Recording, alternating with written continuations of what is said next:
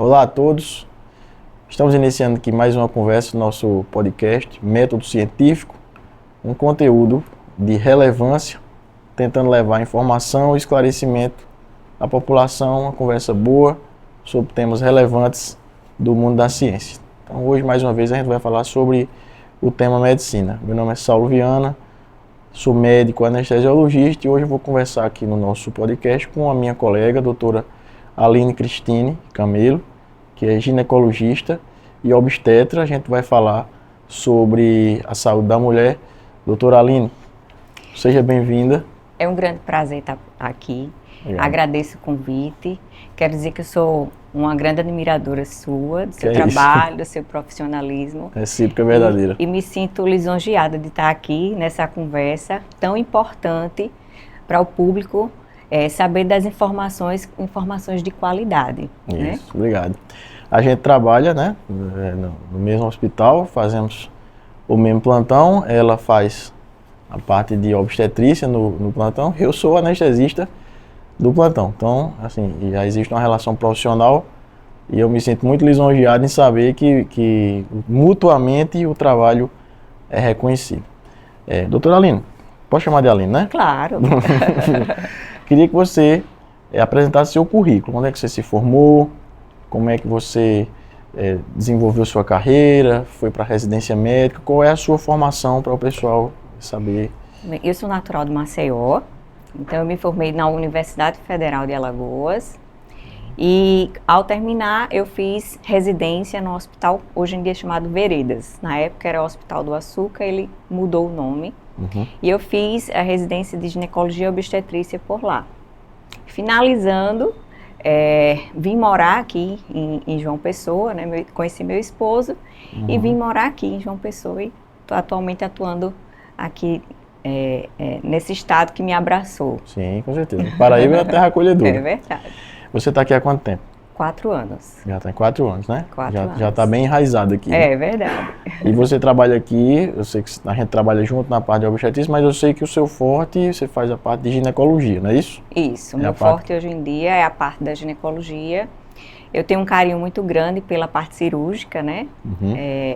Hoje em dia eu estou atuando lá no Hospital Santa Isabel, na parte das cirurgias ginecológicas, e também em consultório, né?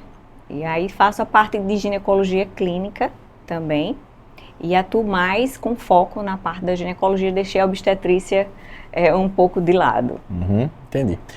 Aline, me diz uma coisa, em relação à saúde da mulher, né, o que é que a gente poderia elencar como prevenção hoje? A partir de qual idade, vamos dizer assim, a mulher já pode começar a pensar em se prevenir de doenças e a cuidar da saúde especificamente ginecológica dela? Então, a mulher é algo muito peculiar, né? Então, assim, a gente indica, nós como ginecologistas, nós indicamos que esse primeiro contato com o profissional, né, com o ginecologista, ele seja desde quando a menina inicia a sua menstruação, que a gente chama de menarca. Então, desde desse evento na vida da mulher, o ideal é que essa menina, ela já tenha esse primeiro contato com o ginecologista, para que haja ali uma interação e uma confiança no sentido de obter informações, que hoje em dia nós estamos na era da internet, e muitas vezes essas meninas, elas recorrem à internet, deixando muitas vezes o profissional, que é aquele que detém a informação e as orientações, né, ali que serão positivas para ela de lado. Então, muitas vezes essas meninas, elas vão procurar a internet ou conselhos de blogueiros, alguma coisa assim, e não necessariamente o profissional que iria ajudar a lhe dar informações, a tirar suas dúvidas. E nós temos muitas vezes essa cultura de achar que a mulher, ela não precisa ir ao ginecologista só quando tem algum problema. Então, a gente tem essa cultura, eu só vou ao ginecologista se eu tiver alguma queixa. Então, é muito difícil, às vezes, a mulher procurar o ginecologista para informações, para prevenção. Então, ela vem sempre associada a alguma queixa. Me diga, e será que a família? Porque eu acho que isso é um grande tabu ainda, né? É verdade. Essa questão da menina jovem, ainda mocinha. Então tem a primeira menarca. A menarca já é a primeira, né? Isso, tem a primeira menstruação. Menarca Isso. já é a primeira menstruação. Não é isso? O termo menarca já designa a primeira menstruação. Então, talvez exista ainda um tabu ou uma dificuldade. Qual a importância da família, certo? E qual a importância, não sei, talvez a unidade de saúde da família, orientar. Como é que se dá essa orientação nos primórdios para que a mulher já desde cedo não tenha a sua saúde prejudicada ou comece já a cuidar de sua saúde? Então, muitas vezes, assim, no seio familiar, você tem, assim, aquela mãe que na mesma idade da filha não foi levada ao ginecologista, muitas vezes ela não vai ter esse pensamento inicial de levar a sua filha. Porém, ela pode quebrar esse paradigma e ver a importância de se levar a filha desde cedo, para que ela tenha informações. Até como mãe, muitas vezes ela se sente um pouco inibida, ou muitas vezes não sabe como tirar dúvidas ou como passar uma informação. Para você ter uma ideia, semana passada eu atendi pacientes com mais de 20 anos de idade que nunca tinham ido ao ginecologista. Então a gente vê que existem hoje em dia realmente pacientes que não... e elas relataram, não, doutora, quando eu tenho alguma dúvida eu vou no Google. Então, assim, elas ultrapassaram muitas vezes, né, estavam com 25 anos de idade e não tinham procurado, não tinham tido esse contato com o ginecologista, e elas relataram que realmente na família não tinha esse estímulo de ser procurado profissional para essa conversa, para essa orientação. Quais são os temas que são tratados na primeira consulta? Bom, na primeira consulta a gente... Orientação, quais são as orientações, quais são as... Primeiro, eu gosto de conversar bastante com as minhas pacientes. Então, sempre como essas pacientes vêm pela primeira vez, eu deixo elas à vontade, para que elas não se assustem com várias perguntas. Então, eu faço as perguntas, né, pontuais e procuro saber delas o que é que elas estão buscando, desejando, quais são as queixas. Mas assim, a princípio, a gente vai buscar aquilo que deixa insegura. Seja por algo que esteja acontecendo no corpo dela, algum corrimento, alguma irregularidade menstrual, né? Às vezes uma tentativa de engravidar que não consegue, ou alguma outra patologia. Então, essa paciente ela vai me trazer e junto a isso a gente vai construindo, né, na consulta, essa conversa. E aí eu vou a partir disso dando as orientações e dando os próximos passos junto com ela. Entendi. Você acha que a escola, qual seria o papel da escola na orientação para jovem? Você acha que na escola, palestras, ou a escola tem um papel relevante também, além da família, esse papel conjunto? Como é que você viu a questão da escola? Com certeza, eu acredito que assim, quando você tem uma rede, né, família, escola, tudo isso cooperando junto para a saúde, eu acho que é a união de forças, tá? Então a escola, acredito sim que tenha um papel fundamental, seja não só no aprendizado do corpo humano, né, que eles têm isso, mas nas orientações e nas possibilidades que eles têm de, quando tem algum tipo de dificuldade, ser orientado a procurar o serviço de saúde.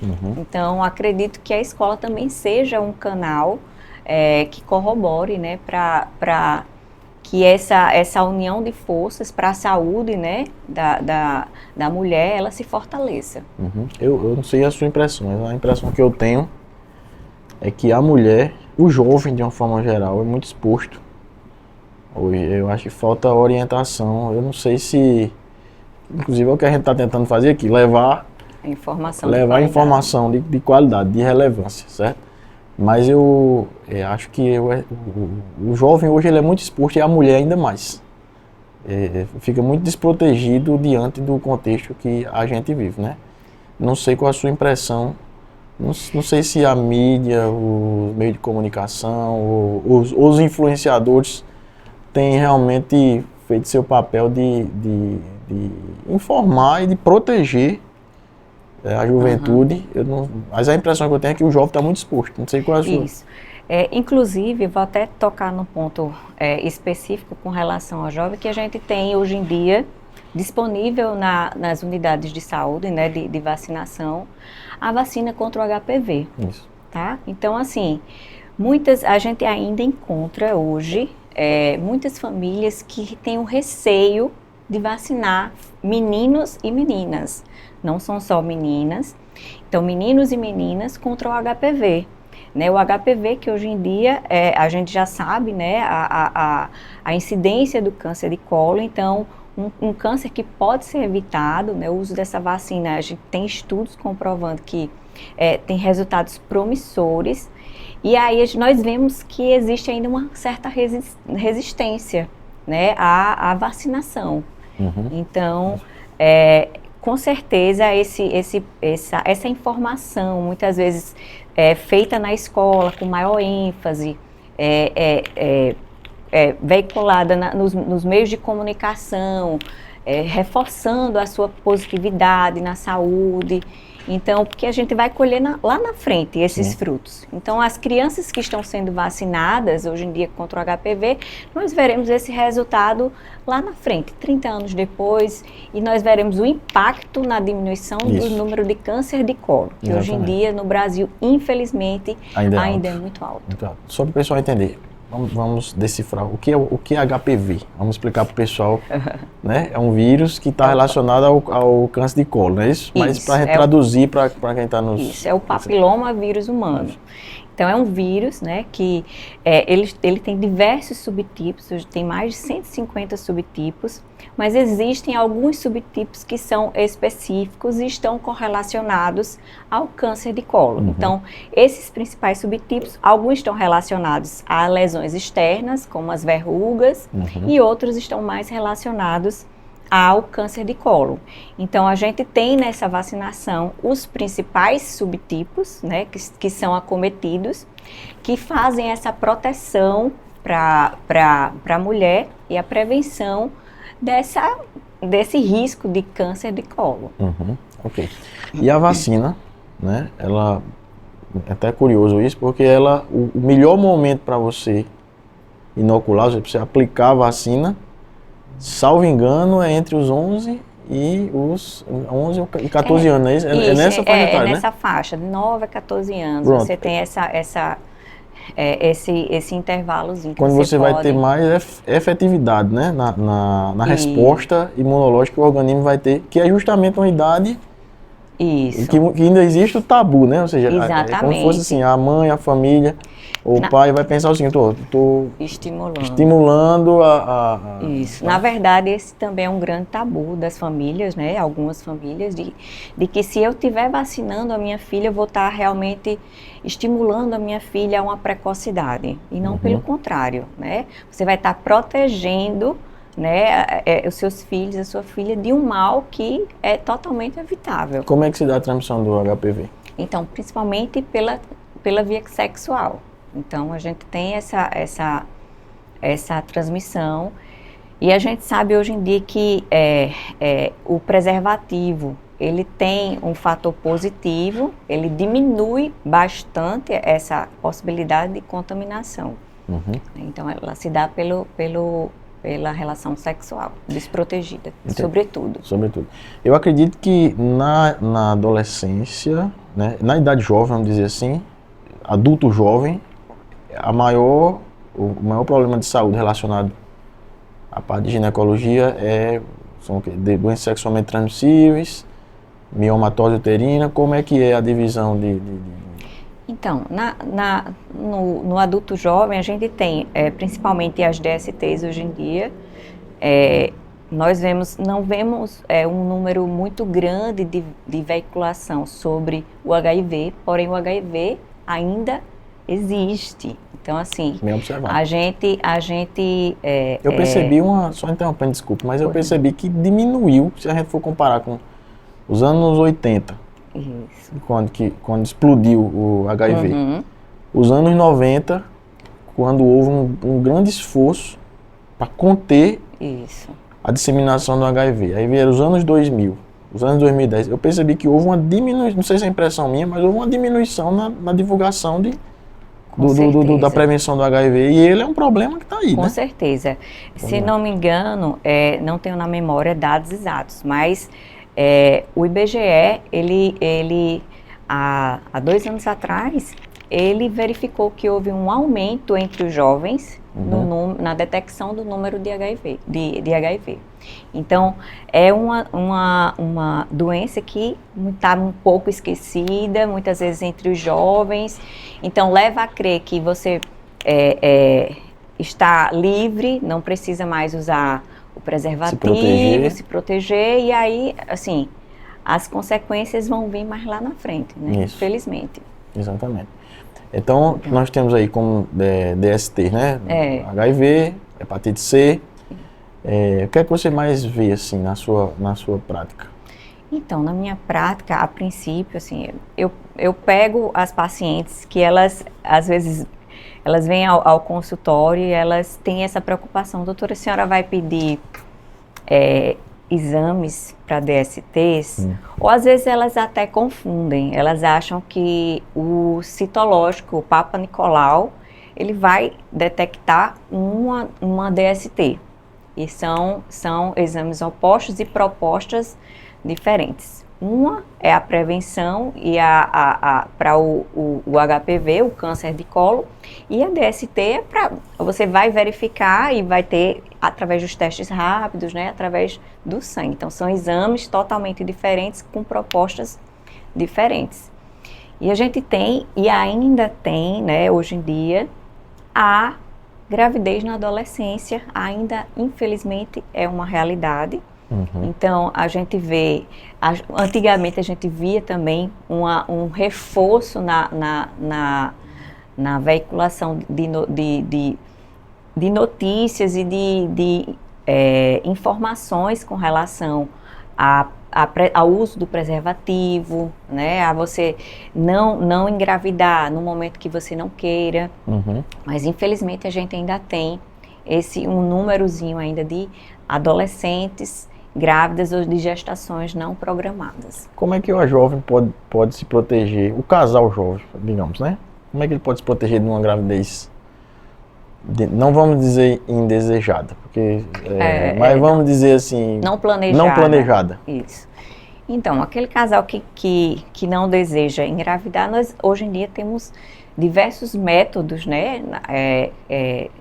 As formas de planejamento familiar, que as formas contraceptivas, nós temos desde o uso de medicações, né, o uso de contraceptivos orais, nós temos o uso de adesivos, temos o uso de anel vaginal, a própria camisinha, né, que é um método de barreira, métodos mais eficazes, né, que são os métodos cirúrgicos, né? Hoje nós temos ligadura, né? A ligadura, mas aí no caso não se encaixaria. Isso. Mas temos o DIU, né? Os dispositivos intrauterinos, temos o Implanon, que hoje em dia está tendo uma aceitação muito boa e os estudos mostram que tem uma segurança, né, para a mulher, para aquela mulher que não quer engravidar. Então é um método que você tem uma inserção, né, no braço, extremamente rápida, que você pode ser feito no consultório em minutos e a paciente sai dali protegida durante 3 anos. E os convênios cobrem isso ou não? Alguns convênios cobrem esse método, assim como o DIU, né?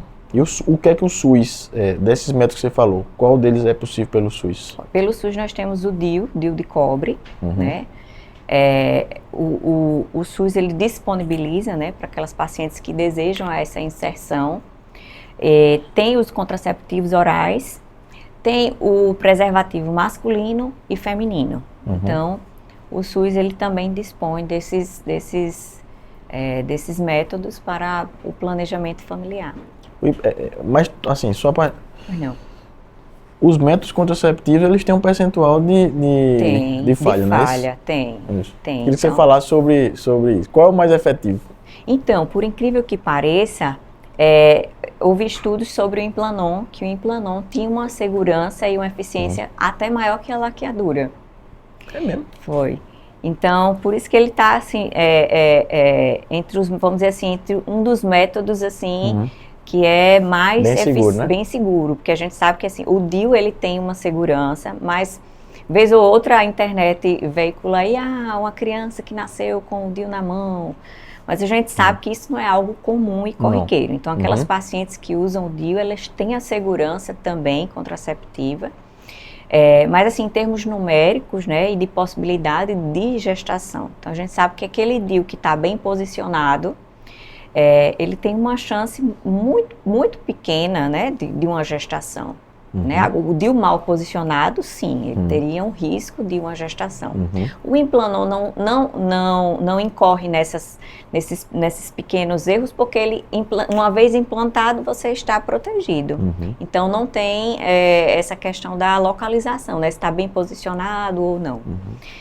Porém, o DIU é um método, eu gosto bastante, é um método seguro, porque a paciente não precisa estar necessariamente refém da pílula diária. Muitas vezes você tem uma paciente que vai, toma um dia, outra esquece. Aí deixa de tomar um dia, e isso tudo vai fazer com que essa paciente entre em risco de uma gestação não planejada, né? Entendi. A pílula contraceptiva, ela precisa ser usada tem que ter ser rigoroso em relação ao horário, né? Isso é verdade ou não? Isso. Por exemplo, você começou a tomar 9 horas, até 9 horas da manhã, tem que ser todo dia 9 horas. Se você tomar 9h30, pode falhar, não é isso? Como é que é isso aí? Não necessariamente. Assim, eu sempre converso com as pacientes que, assim, elas escolhem um horário que seja confortável para ela, que ela sempre lembre, que é uma medicação, vamos dizer, que você precisa estar tomando frequentemente, então você precisa de uma disciplina. Então, hoje em dia, temos até aplicativos que lembram a paciente de tomar a pílula. Então, ele, naquela determinada hora, aquele aplicativo vai despertar e essa paciente vai tomar naquele determinado horário. Em bula, a gente sabe que tem previsto, né, os atrasos, então um atraso de até 12 horas você pode estar tomando a pílula, agora um atraso a mais de 24 horas, 48 horas, já coloca a paciente em risco, então é necessário que ela associe um outro método, principalmente o método de barreira, em caso desse esquecimento por tantas horas. Ou seja, ela usaria o contraceptivo e também o método de barreira, que seria o códon, né? Isso. Que seria o preservativo. Isso, exatamente. Quais seriam, doutora Aline, as consequências, por exemplo, de cada método contraceptivo para o longo prazo para a paciente? Exemplo, a gente sabe que os contraceptivos orais, eles ocasionam mudanças hormonais, estados de protrombóticos, não é isso? Ou seja, é possível que a paciente que use anticoncepcional venha a ter trombose venosa profunda ou venha a ter algum problema hepático no futuro, se ela usar por muito tempo, isso é verdade ou não? Então, a gente sabe que toda e qualquer medicação tem o seu risco. Então, esse é um temor constante entre as mulheres, hoje em dia, esse risco da trombose, que a mídia também, né, veicula isso com muita ênfase. Porém, a gente sabe que às vezes a paciente usa o anticoncepcional há vários anos e ela, não, eu tenho medo, e nunca sentiu nada. Não, eu vou parar porque eu tenho medo de trombose. Então, a medicação, quando você vai iniciar, o seu primeiro ano de uso é o ano que você teria a maior chance de ter algum evento trombótico. Se naquele ano e naquele período você não apresentou nada, você não vai apresentar nos anos seguintes. Então, isso é uma segurança para a paciente. Então, isso a gente orienta que a paciente não fique mudando de anticoncepcional, porque a cada mudança o risco zera. Então, se ela começou a tomar, aí agora eu vou mudar para outro. Então, aquele risco vai voltar novamente. Então, no primeiro ano de uso desse novo método, ela pode ter. Então, assim, não é uma regra dizer, toda paciente que tem vai ter trombose. Não, de jeito nenhum. Então, existem esses riscos. Muitas vezes as pacientes, elas tomam a pílula do dia seguinte, né, que tem uma carga hormonal muito maior do que a pílula, né, e não tem esse medo, né, que ali tem uma carga hormonal que seria realmente trombótico, maior, entendeu? Então, assim, o que a gente quer que as pacientes entendam que elas não tenham medo de fazer uso da pílula, caso esse seja o método indicado ou melhor para ela. Caso ela tenha algum risco, isso a gente vai na consulta investigar se ela tem algum risco ou algo que fale a favor do uso do método, principalmente o estradiol, que é protrombótico. Então, hoje em dia nós temos no mercado pílulas que podem ser usadas mesmo em pacientes que já tiveram trombose e não ocorre risco nenhum. Entendi. Excelente. E em relação ao DIU, né? Qual o ambiente de inserção? Por exemplo, centro cirúrgico, o consultório, quem é? Eu já tive notícias de que existe por aí profissionais que nem médicos, não são médicos fazendo inserção de DIU, e eu confesso que eu fiquei até assim surpreso que isso aconteça, porque eu estou acostumado eu faço anestesia para inserção de DIU, então eu não sei como é que consegue se fazer isso sem anestesia, em consultório, é possível isso? Como é que é o procedimento de inserção de DIU?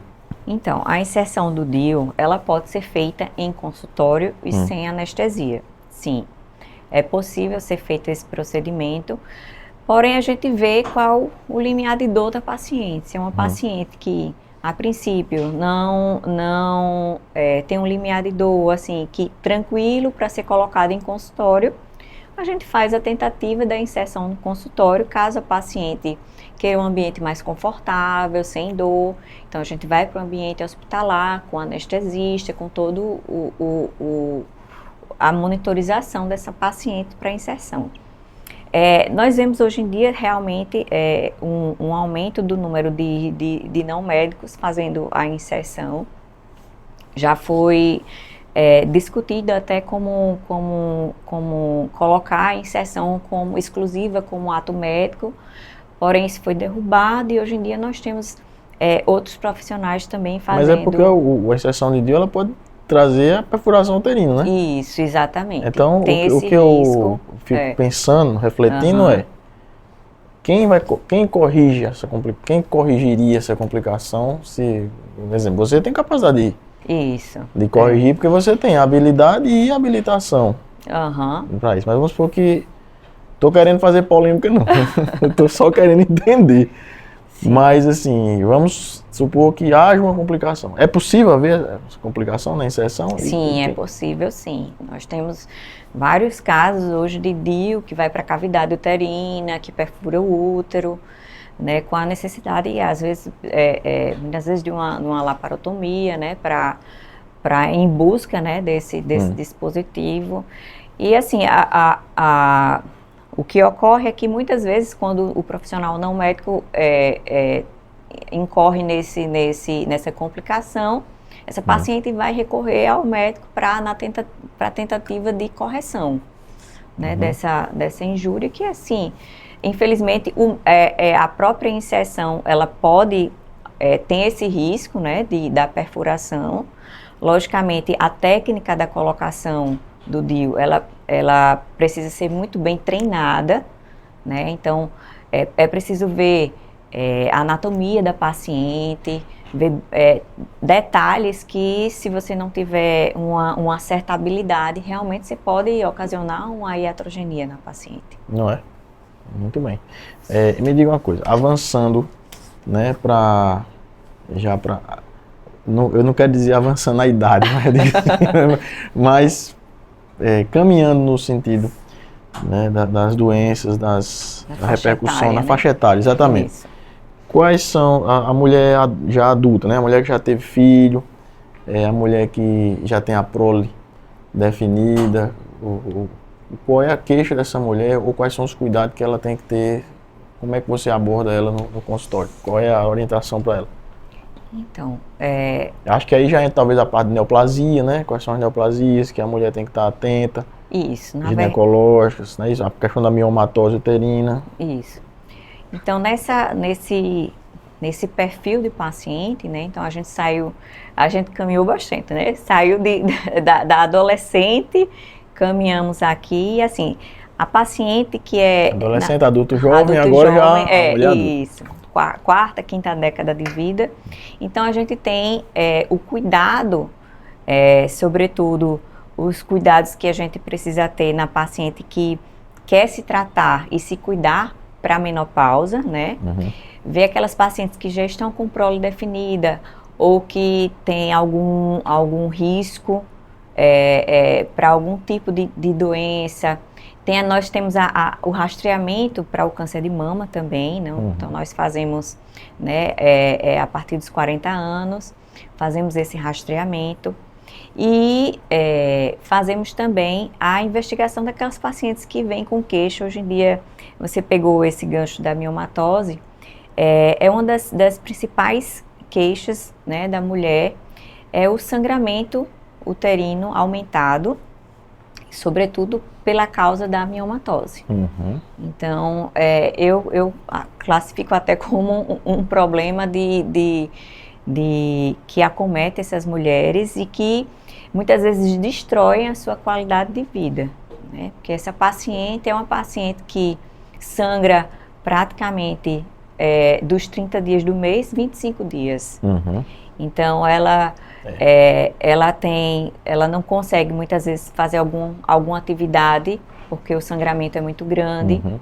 né? É causa de absenteísmo ao trabalho, porque a paciente muitas vezes tem hemorragias, então a paciente falta ao trabalho e às vezes é difícil você compreender, né, essas pacientes. Dor, né? Dor, anemia, então esse sangramento é tão intenso que muitas vezes a paciente realmente fica anêmica, precisa de até transfusão sanguínea em alguns casos. É muito incidente a miomatose? É muito Ou incidente. prevalente? A gente tem no Brasil uma prevalência muito grande. Então, assim, foi feito um estudo, né, da prevalência, saiu até em 2000, agora fresquinho, nesse ano mesmo, sobre a prevalência da miomatose. Então, a gente tem entre 50% das mulheres, 50% das mulheres, elas podem ter miomatose. Então, desses 50%, não necessariamente esses 50% serão sintomáticos. Uhum. Então, a gente tem uma porcentagem menor. Então, a paciente pode ter a miomatose e ser totalmente assintomática. Então, nessas pacientes não precisa de uma conduta ou intervenção rigorosa, porém, aquelas pacientes que têm, como a gente conversou, esses sangramentos, anemia, dor, desconforto, muitas vezes tem um impacto até na vida familiar, na relação. Tem pacientes que dizem, olha, eu me separei porque eu sangro muito, e aí tem um impacto terrível, né? Então, essas mulheres, elas precisam de uma atenção mais especial, né? Eu contribuo, assim, um pouco, né, na minha atividade lá no PRAUSUS, né, no Santa Isabel, ajudando essas mulheres e me compadecendo, né, da dor delas, porque só quem sabe que tem esse sangramento, como impacta na vida quem está nessa situação. Isso, exatamente. Torna a vida da mulher um martírio, né? É verdade. E qual seria, por exemplo, quais seriam as linhas de tratamento da miomatose? Talvez a primeira linha seja medicamentosa, mas existe também indicação cirúrgica, não é isso? Isso. Inicialmente, a gente tenta conter, né, esse sangramento. Às vezes, nós temos, às vezes, a miomatose com miomas muito volumosos. Então, sobretudo, a gente vai identificar aquela mulher que deseja ainda ter uma prole ou que já tem a prole definida. Então, para saber se o tratamento vai ser Inicialmente, a gente tenta sempre o tratamento conservador, com uso de medicação, na tentativa de conservar esse útero, né, dessa mulher, e que ela volte às suas funções.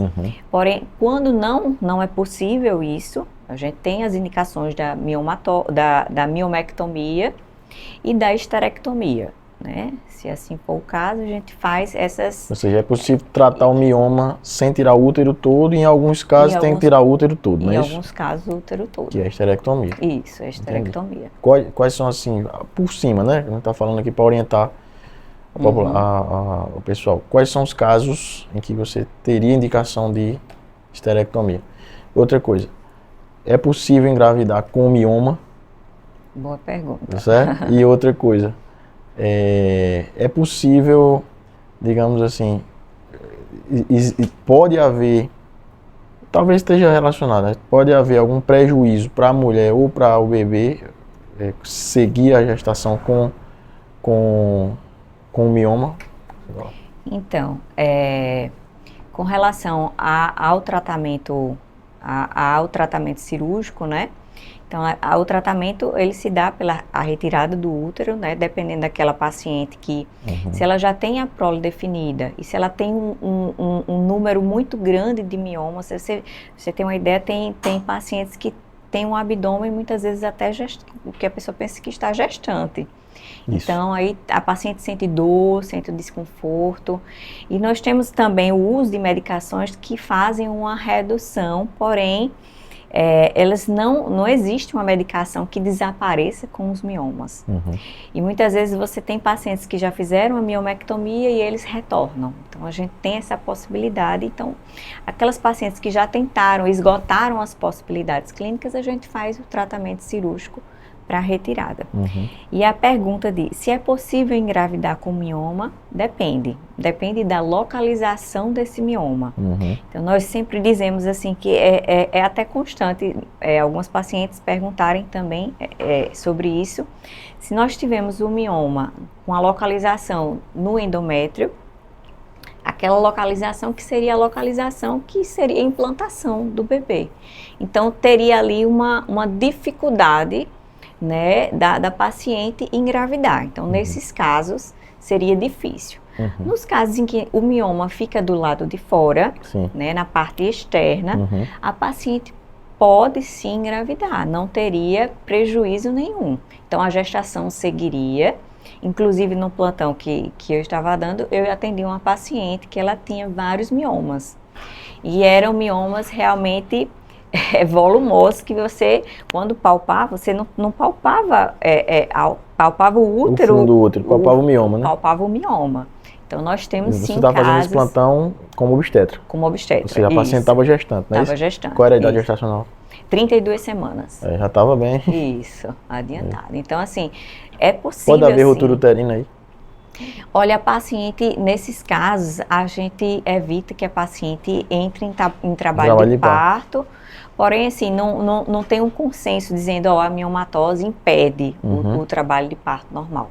A princípio, não teria essa predispõe a atonia uterina ou não? Sim, predispõe, porque a gente tem a miomatose, ela distorce a anatomia do útero. Então, as fibras, né, que teoricamente iriam fazer aquele globo de Pinat para segurança no pós-parto, elas ficam um pouco desconexas com o volume, né, com a quantidade ali de tumorações anômalas, e você pode sim ter uma atonia uterina. Ou seja, o útero teria uma dificuldade maior de se contrair, de voltar ao normal, né, ficar mais durinho, mais contraído, impedindo sangramento no pós-parto imediato, né? Isso por conta da miomatose, não é isso?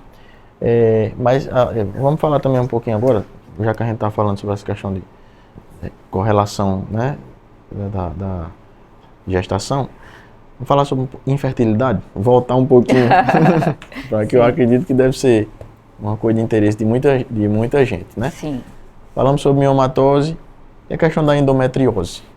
É uma causa de infertilidade muito importante, não é isso? Isso. Quais são as causas de infertilidade na mulher, e que você pincelasse também um pouco sobre a questão da endometriose especificamente.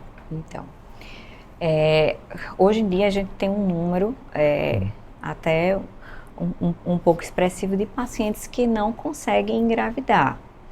Então, assim, para deixar pontuar um pouco assim, eu não faço a parte de infertilidade, mas a gente sempre conversa sobre tudo. Isso.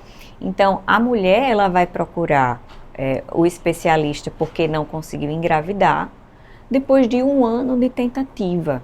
Então, aquela paciente que está há 3 meses tentando engravidar e não conseguiu, a princípio ela não seria alvo de uma investigação ou teria algum problema. Então, muitas vezes algumas pacientes que estão na tentativa, elas ficam apreensivas, né? E aí a gente só configura, vamos dizer assim, uma investigação um pouco maior depois de 1 ano de tentativa, com ciclos regulares, né? Ciclos menstruais regulares, com a identificação exata do período fértil. Então, depois disso tudo, sim, aí a gente vai partir para a investigação na mulher de possíveis causas. E nós temos hoje em dia a endometriose, que é uma doença crônica que acomete um número enorme de pacientes e que é uma das causas de infertilidade. Então, a gente tem hoje em dia a endometriose acometendo, porém, não é impossível a paciente com endometriose engravidar. É possível sim, com o tratamento correto, com o acompanhamento correto. E as outras causas, eu gostaria até de citar aqui, que hoje em dia não é tão divulgado, mas a obstrução tubária, sobretudo por clamídia. Então, a mulher... Que é uma DST, né? Que é um DST. Seria uma DIPA aí no caso, né? Exatamente. A doença inflamatória aguda pélvica, não é isso? Exatamente. Então, a paciente, muitas vezes, ela não foi rastreada, né? Não foi investigada sobre clamídia. E ela pode ter tido esse problema e nas trompas ter gerado uma fibrose. Então, a trompa que não é pérvia, ela não vai conseguir engravidar. Então, a clamídia provocou a infecção lá na trompa, com inflamação. Com a inflamação e a que foi cicatrizado, aquilo ali, ela tratou, provavelmente ela teve o sinal e o sintoma da DST, tratou, mas a cicatriz da clamídia que acendeu, que subiu até a trompa, fibrosou, você fechou. Exatamente. Não é isso, a trompa, e tornou ela impérvia a passagem do óvulo, não é isso? Exatamente. Seria uma causa importante, né, que hoje em dia a gente tem pacientes que têm a dor pélvica e não imagina que pode ser, né, uma doença inflamatória pélvica. Muito bem. Agora eu queria que você falasse um pouco sobre sua prática clínica, né, na ginecologia. Você trabalha especificamente com quais tipos de cirurgias, qual é a sua expertise na ginecologia? Então, a gente, depois que a gente se forma, a gente não para de estudar, né? A gente precisa estar sempre se atualizando, vendo o que há de novo, o que há de melhor. E eu faço a parte de PTGI, faço a parte de colposcopia, vulvoscopia. PTGI seria o quê? Desculpa, a patologia do trato genital inferior. Certo. E aí eu faço essa parte. Faço a parte cirúrgica também, né? A parte cirúrgica, a parte de cirurgia aberta, não faço a parte de vídeo, laparoscopia, não. Faço a parte de cirurgia aberta e cirurgia vaginal. Certo. Então, a parte vaginal eu faço bastante.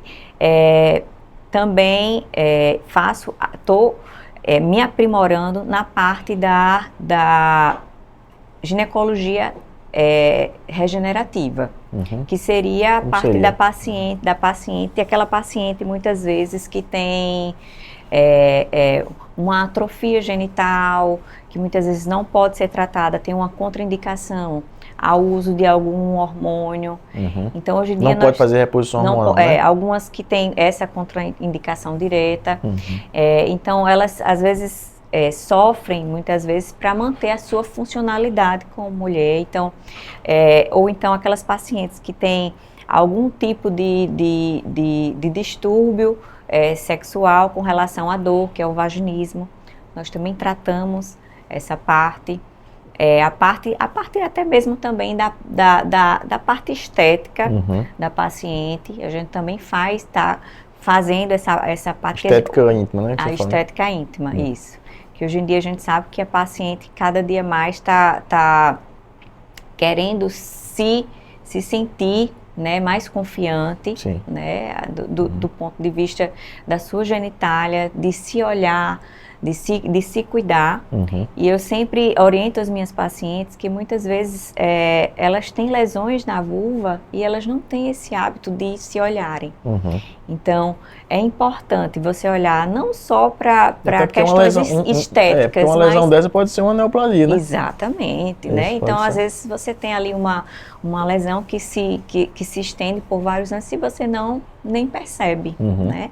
Então, a importância, né, desse olhar e desse cuidado na mulher, né, não só divulgando só a questão estética, mas a questão funcional. Então, aquela paciente que hoje em dia nós temos pacientes que com 70, 80 anos que têm atividade sexual, né? Então, a gente quer ajudar bastante essas mulheres para que elas se sintam bem, à vontade, confiantes, para que aí sigam sua vida com a melhor qualidade de vida possível. Muito bem. Queria que você falasse, para a gente dar seguimento, sobre os cânceres, o câncer na mulher, né? Quais são os principais tipos de câncer, as faixas etárias deles, como prevenir, como é que a mulher tem que estar atenta, né? E a questão da reposição hormonal, qual é a relação dela com o câncer? Ok, perfeito. Então, nós temos a principal prevenção que nós temos contra o câncer, que é o câncer de colo, especificamente, é com o Papa Nicolau. Então, ele acontece desde os 25 anos de idade. Então, você inicia essa prevenção dos 25 aos 64 anos. E, às vezes, a gente pode se estender um pouquinho mais. Está para lançar, né, um novo protocolo e um novo manual, que são as orientações que são baseadas em evidências. Então, a gente vai tendo modificações nos estudos, né, científicos, e eles vão trazer um novo protocolo, está para sair, o Ministério da Saúde vai divulgar, acredito que ainda é daqui para o final do ano. Mas atualmente nós temos essa prevenção do câncer de colo nessa faixa etária.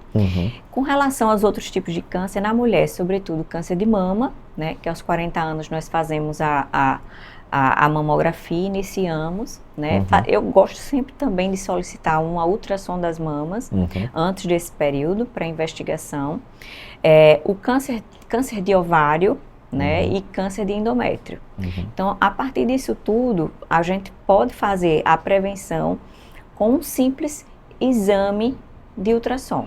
Então, se nós temos uma ultrassom que tenham parâmetros que não estejam tão adequados, então a gente vê numa paciente que está na menopausa e tem um endométrio que não está compatível com aquela faixa etária. Então, já acende um alerta, né? Uma patologia ovariana que começou a crescer, que nas ultrassons anteriores não estava aparecendo. Então, tudo isso leva a gente a fazer uma investigação, mas ela parte também, né, dessa prevenção e dessa rotina da paciente na busca, né, da prevenção indo ao ginecologista. Ou seja, seria colo útero. Isso. Seria ovário, endométrio e mama. Isso. Não é isso? E temos também o câncer da vulva, né? Isso. Então, assim, a gente, pensando na parte interna, a gente também tem o câncer de vulva. Então, a importância da gente ver lesões, né, que estão ali na vulva. Então, a importância da mulher ter esse conhecimento, de se olhar, de se observar e ver qualquer tipo de lesão suspeita. É uma feridinha que não melhora, mesmo, né, usando alguma coisa. Então, assim, isso tudo acende um alerta para que a gente tenha um cuidado maior. Ou seja, o de colo de útero, já na terceira década, né, ali pelos 25 anos, você falou, ele já pode surgir, né? Ele já está relacionado ao HPV, muito relacionado ao HPV. Isso, na verdade, a tentativa é que a gente identifique as lesões precursoras e impeça que essas lesões, elas avancem até a formação do câncer. Então, a gente tem, antes do câncer se estabelecer, ele apresenta as lesões precursoras. Sim. Então, são essas lesões que a gente precisa identificar para que essa lesão aqui seja banida e essa mulher não tenha um câncer no futuro. Que são seriam as NICs, né? Isso, são as lesões, isso. Não é isso? Neoplasias intraepiteliais do colo, não é isso? Aí está lá graduadozinho na consulta e isso é simples de ver, né? Na própria consulta. Isso, no citológico, a gente consegue ver se tem alterações celulares que levem a suspeita, ou até mesmo uma colposcopia. E como prevenção do câncer de colo, como a gente já falou, mas só para ficar registrado nesse bloco aqui. Sim. A vacina contra o HPV. A vacina contra o HPV. Que já pode ser feita pelo SUS. Pelo SUS. Nas unidades de saúde, na menina. E no menino. No menino também, né? Exatamente. Porque ele não vai transmitir, no caso do menino, ele não vai transmitir. Exatamente. Não é isso? E também os adultos jovens, e até existem estudos que até 42 anos você tem um fator positivo no uso dessa vacina. A gente sabe que depois de muito tempo, de uma certa idade, a potência, vamos dizer assim, o efeito não é o mesmo. A virada imunológica não é a mesma, né? Não é a mesma. Então, a gente sempre preconiza para que essa prevenção seja feita o quanto antes. Mama seria mais ali pelos 40 anos, não é isso? Já isso. Ficar atento ali. Endométrio, talvez a faixa etária mais prevalente, também, mais 40, na frente. 40 e 50 anos. Isso. E o ovário ficar também atento, talvez, a partir essa mesma faixa etária. Dessa faixa etária. Também. Muito bem. Doutora Aline, queria que você falasse suas considerações, onde é que você atende, certo?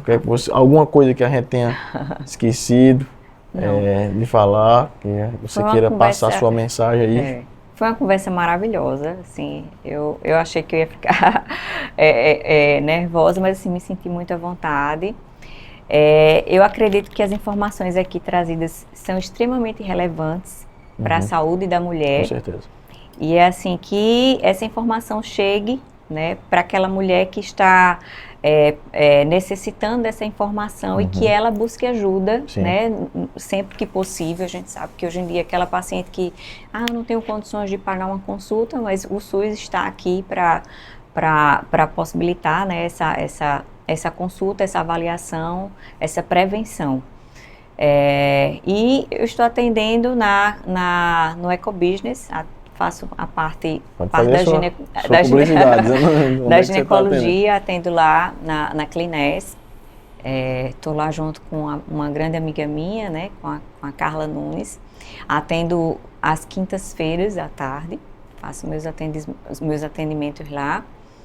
E vai ser um prazer atender a todas, caso queiram me procurar. A gente vai colocar o telefone, o contato lá da sua secretária, para poder o pessoal marcar a consulta e procurar procurar o seu atendimento em loco, certo? Perfeito. Obrigado por ter vindo, pelo prestígio.